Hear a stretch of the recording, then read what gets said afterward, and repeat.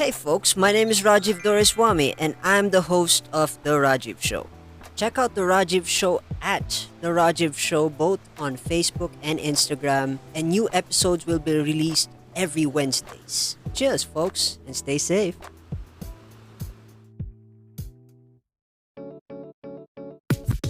Catch the Pizarra Tales weekly as we tackle issues about education and share experiences about teaching.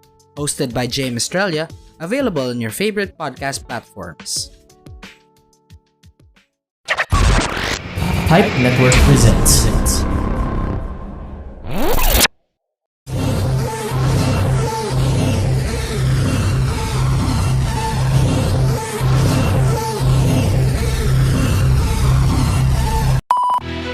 Welcome to your unfiltered Tagalog Wrestling Podcast.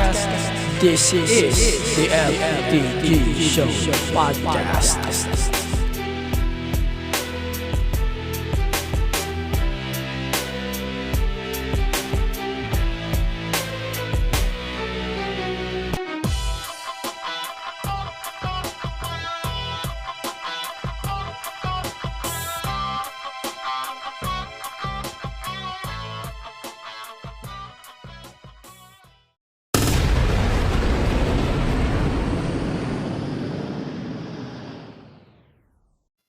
Hey, ayan na.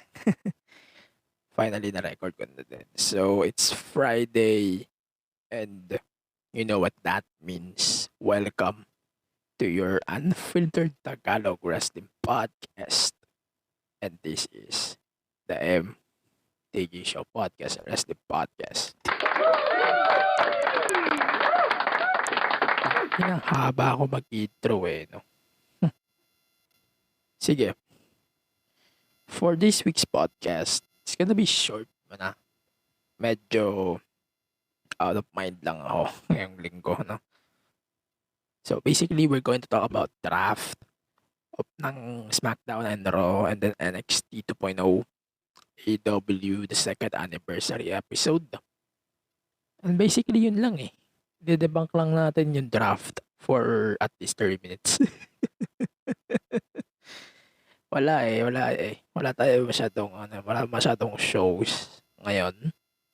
Kasi yung shows ay mangyayari pa next week. So, it's gonna be Crown Jewel. And then, Bound for Glory, Impact. Tapos dagdag natin yung GCW event na mangyayari probably by 23rd. O kasabay din ng Bound for Glory. Marami tayong pag-uusapan ngayon linggo.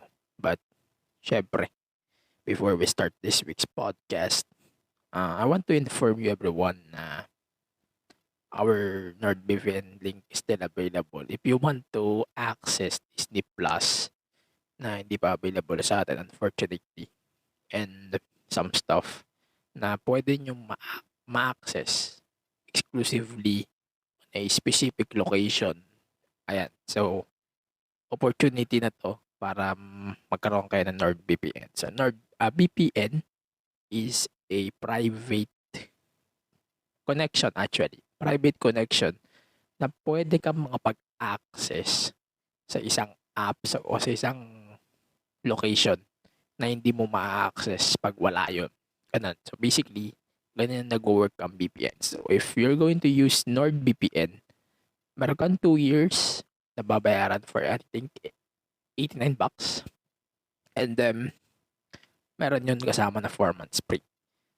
Ayun, so, if you want to buy the NordVPN then, so, meron akong link in the description below. So, it's NordVPN, again, and the link is podlink.co/BWN.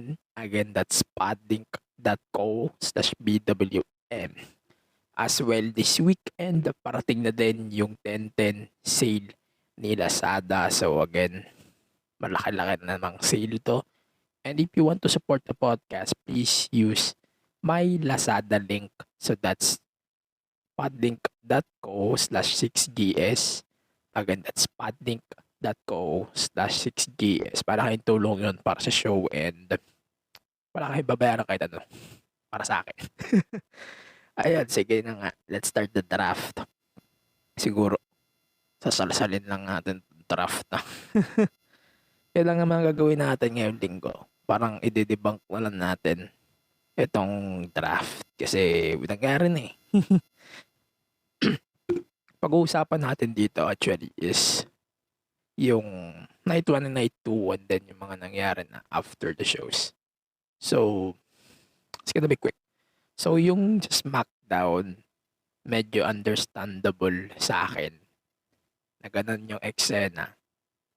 Kasi 2 hours lang yung show eh. Medyo understandable na 4 rounds for SmackDown, 6 for sa Raw.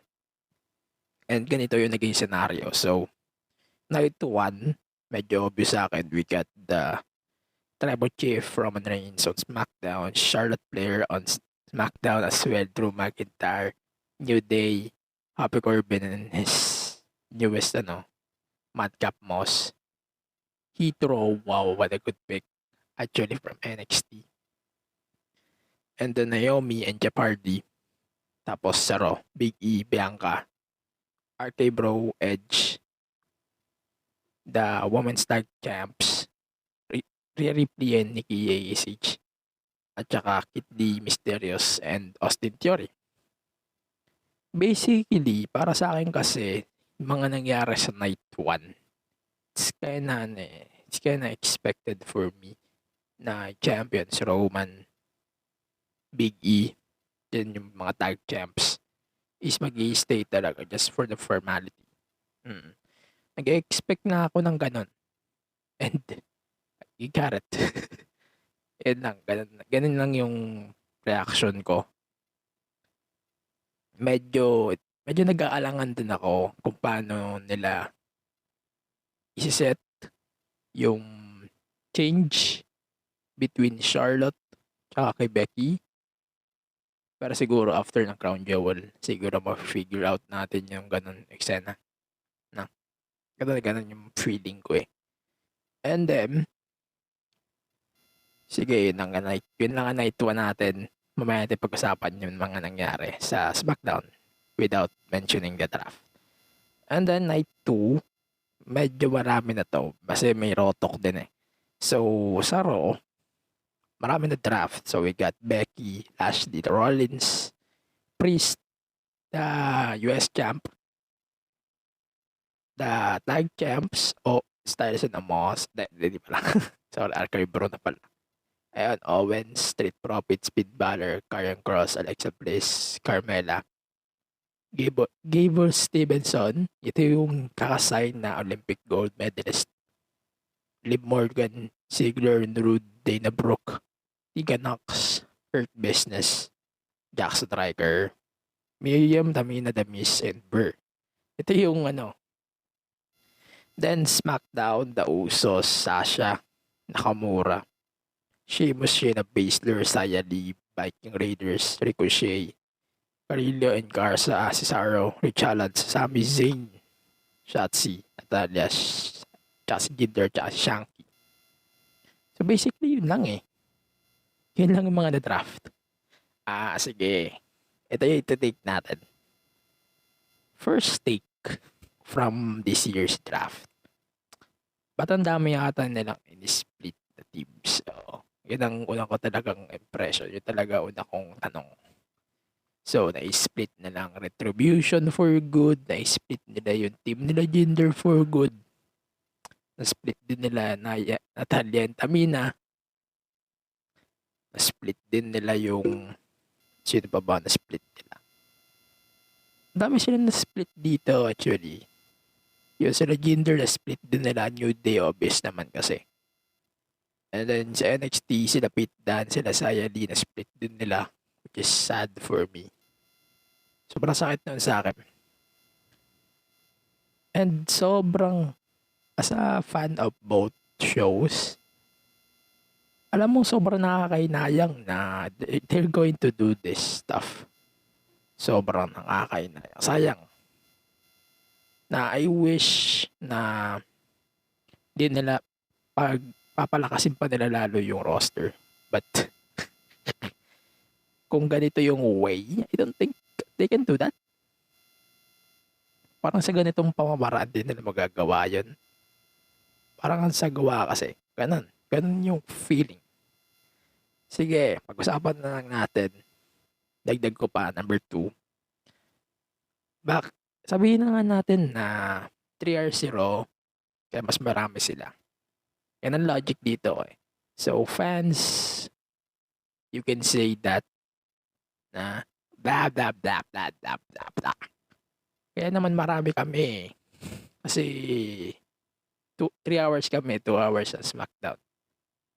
Ba't ganun mas nakapag-deliver pa ang SD? Di ba? Ganun eh. Sige. Let's talk about the rosters na lang alone. Kung sino yung sa tingin ko magra-rise o dito parang mas mag-i-step up for it sa kanilang patawag dito. Sa tingin ko yung parang magkakaroon ng chance na ma-push by next year. Sige, pag-usapan natin. Ganun na lang. Pucha. Sige. Mag-uumpisa ako sa Raw. Siguro if may mapupush dito, definitely Austin Theory sa men's. Sa women, I think oras na dito ni Liv Morgan puta. Pag di pa nila pinush Liv dito, ewan ko na lang. And then, siguro may dadagdag pa ako sa women. They should push Tegan Knox as well. It's gonna be a good opportunity to be honest pag pinush nila si Tegan Knox. And then, sino pa ba? I think the Hurt Business staying on Raw is a good thing din para sa akin. And yung pagkuha nila kay Gable Stevenson, lagi ako Stevenson, buwiset. Yung pagkuha nila kay Stevenson always be a good thing for me. Despite the fact na tinitira siya ng fans kasi bakit ganito, bakit ganyan, kinuha niya yun, di niya na pinag-NXT. Fuck it. Si Stevenson ay Olympic gold and alam nila siguro kung anong gagawin sa niya.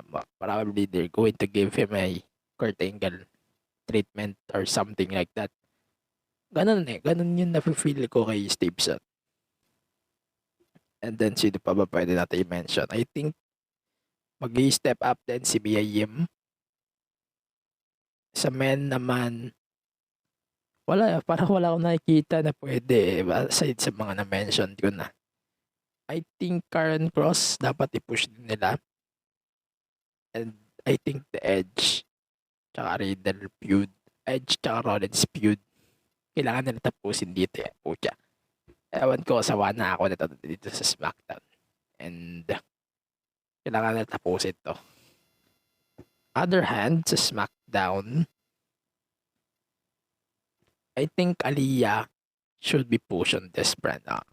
Si Aliyah talaga yung nakikita ko. Si Aliyah. Tapos yung team nila Garza at saka ni Humberto Carrillo. Tangina, sa plus yun po siya.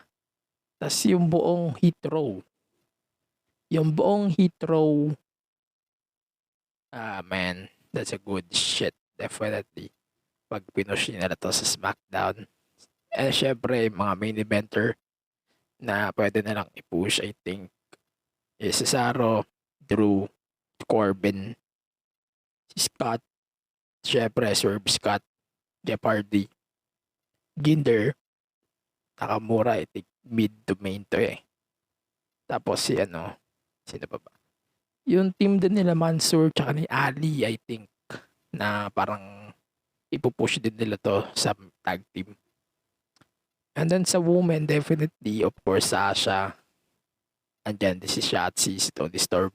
Saya Lee, that's a good addition as well. Tsaka si B-Fab. Shayna Baszler. Pucha. So napapansin ko, mas overload talaga ang SD. Pero, at the same time, mas quality yung mga nakuha ng SD kumpara sa Raw. Kasi sa Raw, parang pupunan mo na lang ng kung sino-sino yung time o yung TV time na nila iset dito sa SD. Diba ganun? ganun lang naman sa Raw di ba? Na kumbaga they need to fill that 2-hour gap time. Tapos yung 1 hour, the rest is commercials na lang. Ganun lang naman eh. Ganun lang naman yung gagawin nila sa Raw. Tapos, eto paalala, baka nagtataka kayo. Yung mga na-draft na to, mag-e-effect lang to after na ng Crown Jewel. Mangyayari in 2 weeks. So, it's gonna be a ultimate disaster event na naman as usual. Yun lang. Mag-move on na tayo sa SmackDown. So, kailangan na natin pag-usapan tong SmackDown. So, marami tayong kailangan i-debunk then from this week's SmackDown. Ito, mag-umpisa tayo sa isang portion na nagustuhan ko sa SmackDown episode na to, which is the main event, obviously, Sasha Banks versus Bianca Belair. Parang sa tingin ko, the match itself is solid. Not the same as WrestleMania. But sa tingin ko, maganda yung nangyari dito. Yung spot nila dito is parang kita natin na tawag ba dito? Kita natin yung same WrestleMania moment and the magic. Kita natin. But yung syempre nga storyline, yung kay Becky, yung heat, is nakikita pa din natin. Kaya make sense na ito a distraction of course. And yung pagkapanalo ni Becky, which is make sense. And ni Sasha, kaya may sense siya per beat. And basically, yun lang. Yun lang ang big deal sa SD. Sorry guys. Besides sa draft, yun lang ang big deal sa SmackDown. Kaya di ko na kailangan i-debunk masyado itong mga nangyari sa SmackDown. And then, pag-usapan naman natin yung Raw. Sige. Let's start with Becky. Kasi nakikringe ako kay Becky lately. Parang Conor McGregor na ng McNuggets na maputang inang nuggets. Ewan ko kung ako lang, pero hindi ko na masikmura yung gimmick ni Becky. Sorry people. Kasi, ito na lang, kumpara ko na lang para medyo defensive. So, yung Becky ngayon is umi-equal na kay CM Punk. I don't know why. At this point, parang ganun na ganun na yung feel ko about that. And medyo na-upset pa din ako sa fact na ang ganda ng twist Charlotte goes to SmackDown, Becky goes to Raw. And medyo nagdududa ako, paano nila pagpapalitin yung belts? Paano nila doon pa lang nagbo-brainstorm na ako, nagma-mind blown na ako lately. And di pa natin na-figure out kung ano yung mangyayari. Pero abangan na natin like what I said. Let's move on. We got Damian Priest versus Jeff Hardy. That's a good match as well. Maganda-gandang laban yun. Yung pagpasok ni Austin Theory, yung presence niya, that's a good shit actually. Parang nawala na din sa kanya yung the way gimmick niya. That's a good thing. To restore his, or to reintroduce. That's a good stuff. And then, tapos, ano pa ba? Yung kay Shayna Baszler. So, basically, wala naman nag-take place. Basta, I can say yes, I love this new Shayna Baszler. I wish na every week baliyan mo si Iba Marie.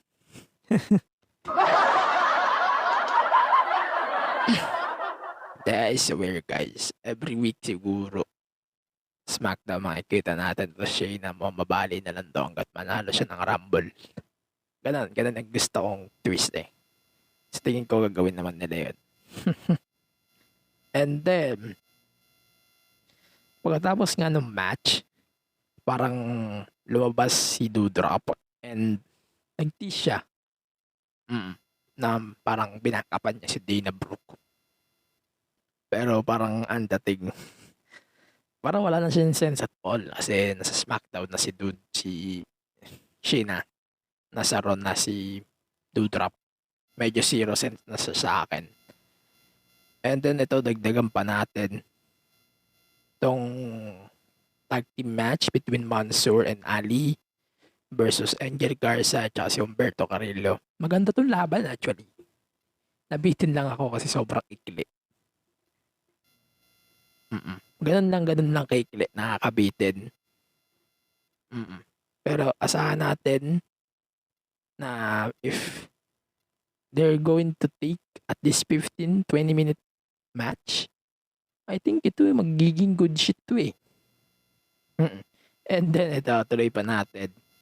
So I think ang dating sa akin itong Kid Drew and Big E, okay lang. I can say, okay, we all know na matatalo din si Drew kasi pupunta na siya ng SD. Ganun yung mindset ko. Ganun na lang yung naging mindset ko na, okay, hayaan na natin maglaban si Big E at si Drew. We all know na matatalo din naman siya. Ganun lang yung mindset natin. And I'm good at it. So, nag-work naman yung logic. And then, sige, tuloy natin. So, we got another match. So, it's gonna be Nikki ASH and Rhea Ripley versus Natalya and Tamina. At this point, okay. Wala na, nawala na sa eksena sila, Natalya and Tamina. Just like that.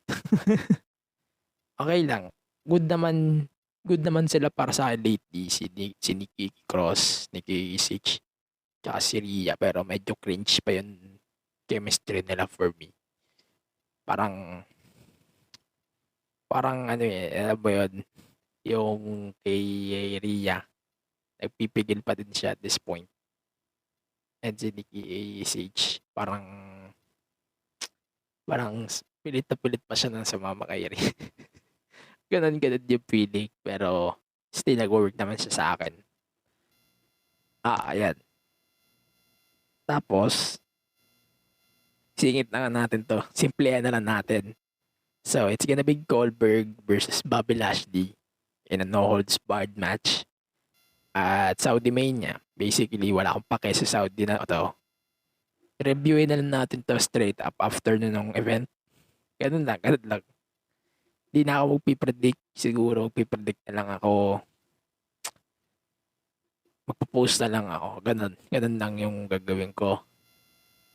And then, Hurt Business versus The New Day. Kagaya ng sinabi ko sa match na Humberto Carrillo kanina.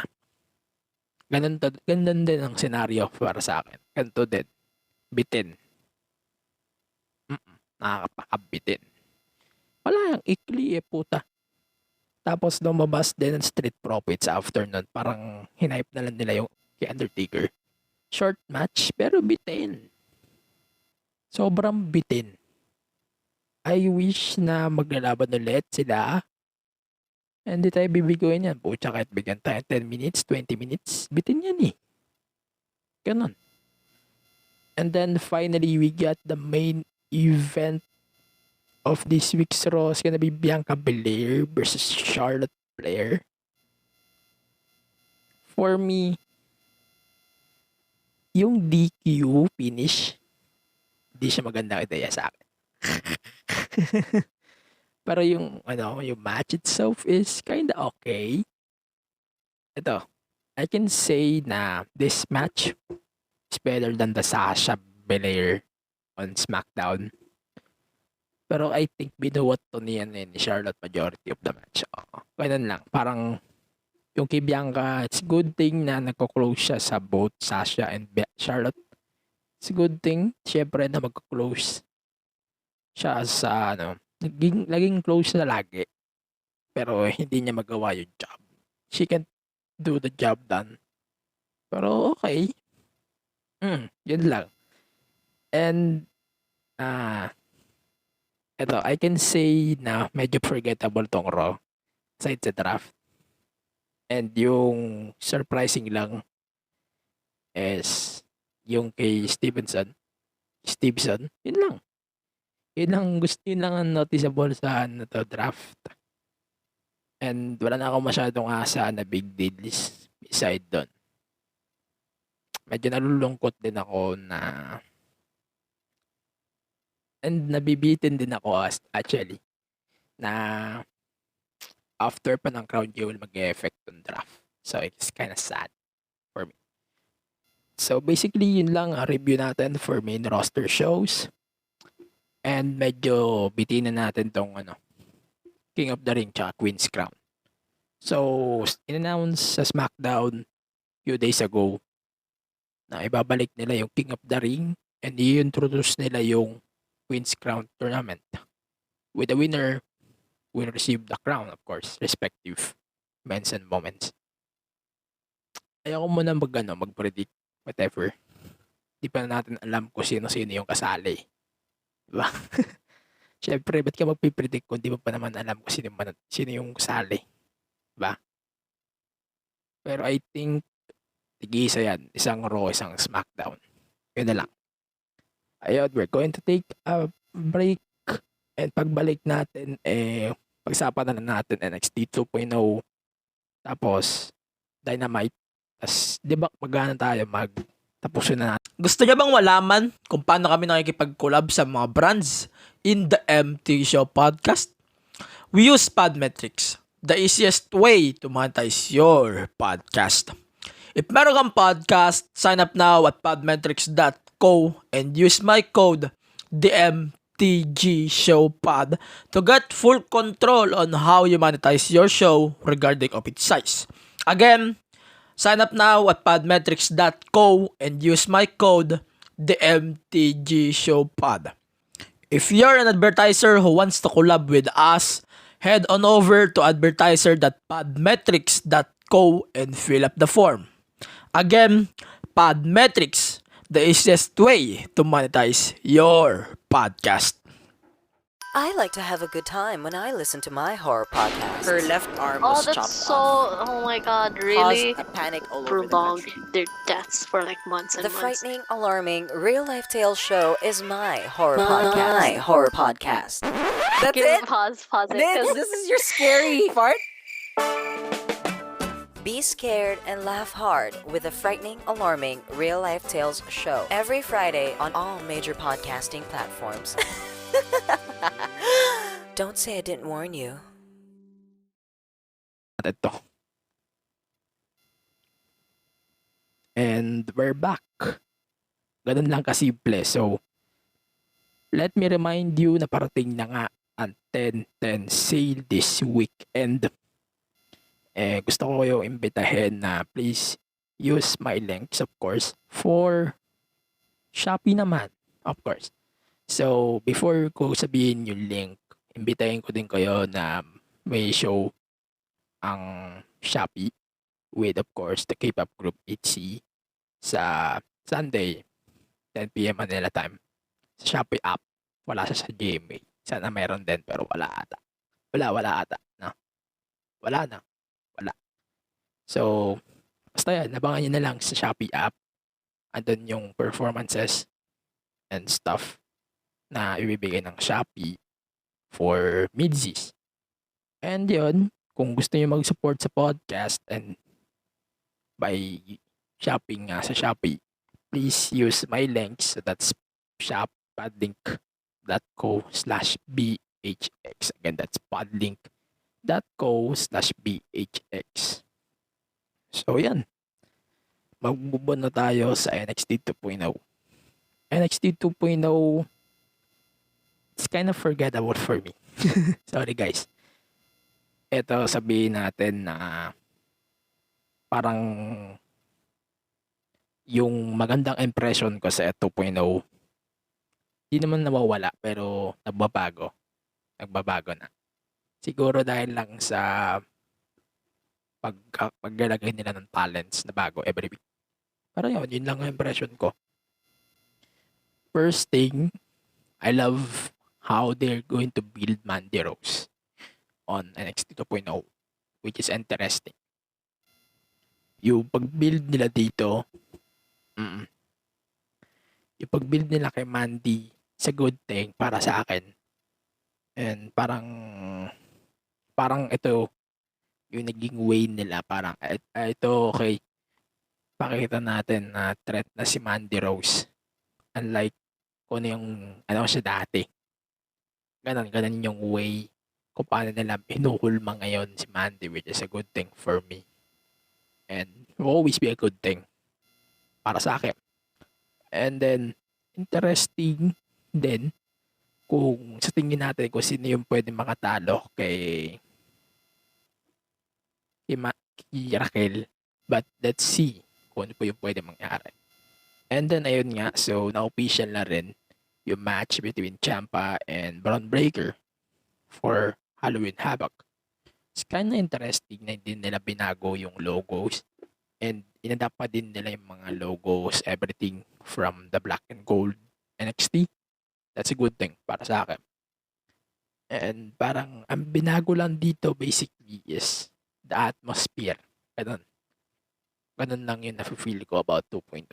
So it's good thing hindi nila inalis yung ganun type of culture na nasa black and gold din nila dito.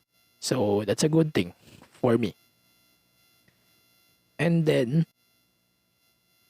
yun lang. So basically yun lang.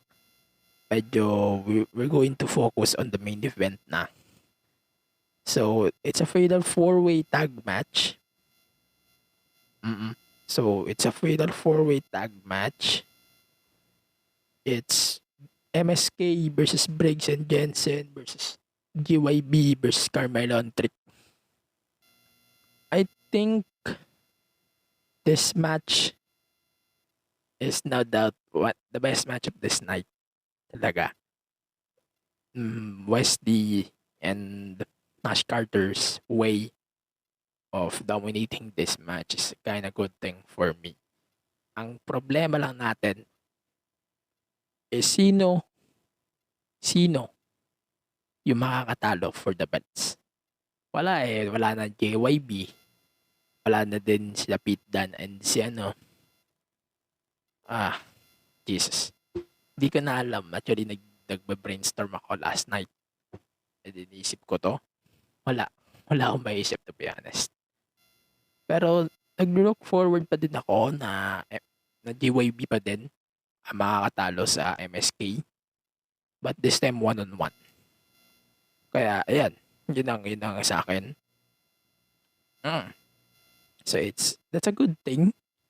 Pero yung pagpasok din ng Imperium makes me confused a little bit. Na, okay. So, we're going to have 2 challengers. Bang! Ganun lang. Pero feeling ko, hindi pa rin matatalo ng Imperium ang MSK. Siguro, at some point na pwede mag-triple threat. MSK, GYB, Imperium. With Imperium getting the victory. Yun ang feel ko. So, yun lang. So, mag-move on na tayo sa Dynamite.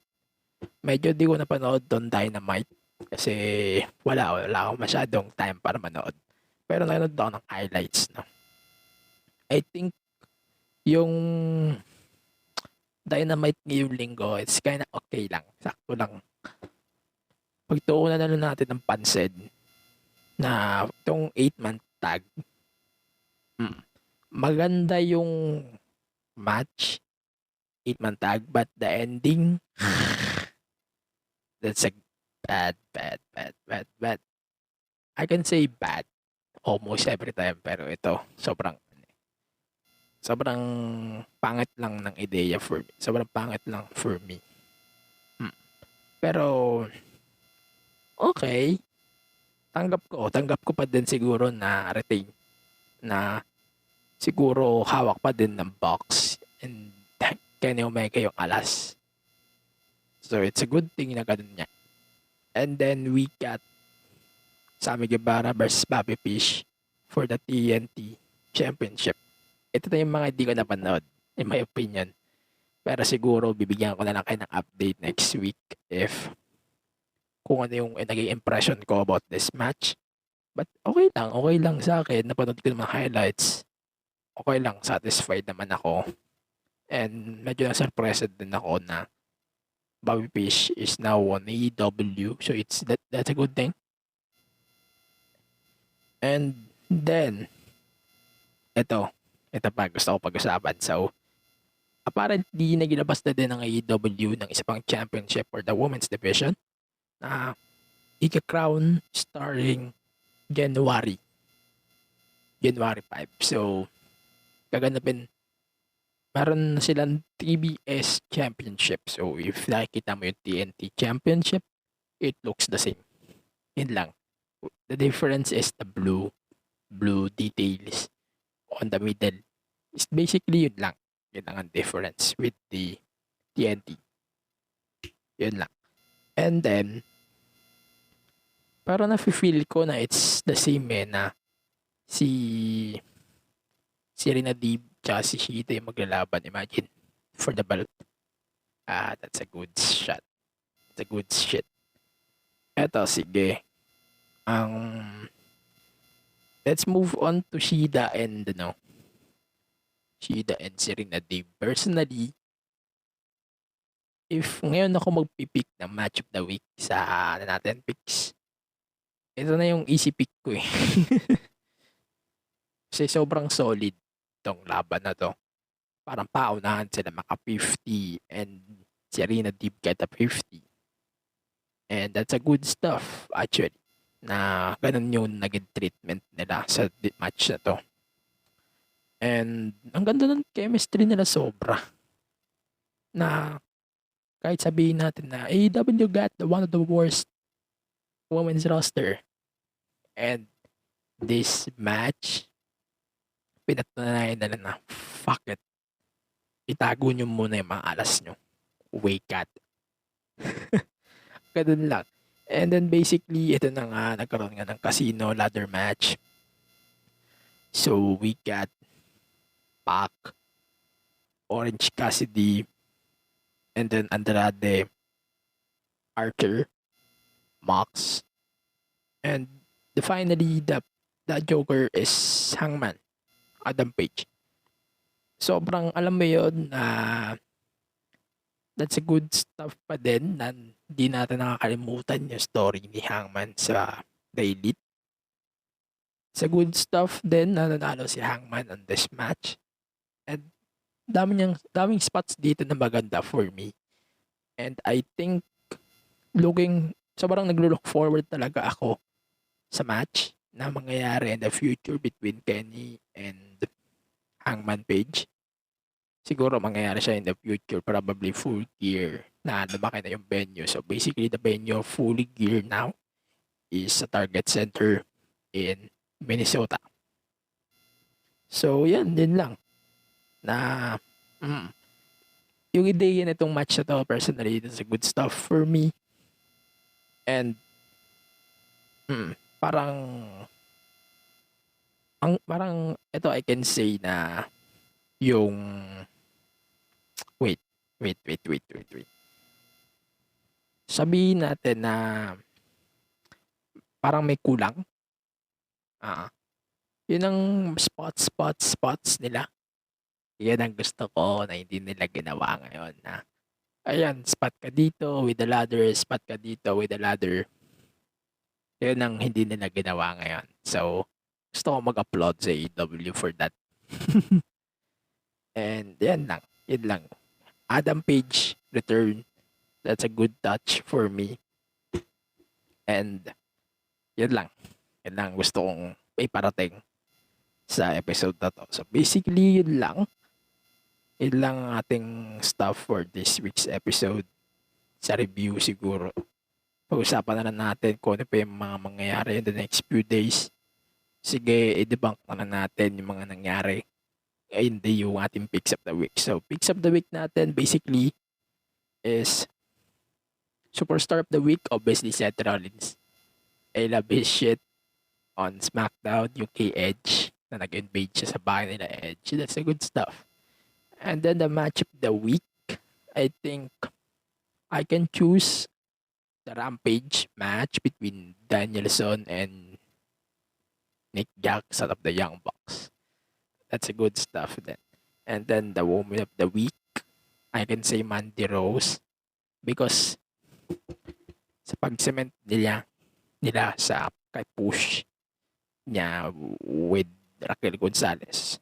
And I think that's a a very, very good stuff para sa akin. So, yun lang. Basically, that's it for this week's pod. And I'm going to answer the question nga pala na sino yung nanalo sa draft. Sige, bigyan ko kayo ng konting minuto ha. I can say SmackDown pa din. Nakuha nila yung big names, na-catch nila yung mas magandang names. Pero yung sa Raw kasi sa tingin ko parang tao ba dito? Parang ang kinuha ng SmackDown is tilapia. Tapos ang kinuha ng Raw is tatlong maliliit na bangus. Ganun ang way nila on that this year's draft. So I can say na SmackDown won this year's draft. But mas lamang pa din syempre quality over quantity pa din ang kalalabasan dito. So yun lang. Yun lang sa akin for this week's podcast.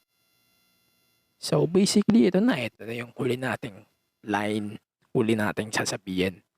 So follow the podcast on all of the social media platforms, Facebook, Twitter, Instagram, Twitch, and on TikTok at the MTG Show Pod. And then you can listen to this podcast every Fridays and sometimes whatever kung kailan ako maglalapag ng special episode on your favorite podcast platform. So it's Spotify, Apple Podcast, Google Podcast, sa Anchor, and sa Facebook na din, may Facebook podcast na din. And if ikaw ay nakikinig sa Spotify, syempre, pakipindot na lang yung bell para di ka maiwanan sa mga updates and sa mga bagong episode dito sa podcast. And syempre, pakipollow na din ang Pipe Network. So it's Pipe Network sa Facebook, Twitter, Instagram, and on TikTok. Personal social media platforms at Iggy Pinera on Twitter and Instagram. Also visit pipenetwork.co for more Pipe Network shows. So basically that's it for this week's podcast. Ano pa ba? Wala na akong sabihin. So stay safe, stay raso, register to vote. Mag-uumpisa na din ulit yung registration next week. And I hope na makapag-register na kayo lahat. Makapag-register na kami.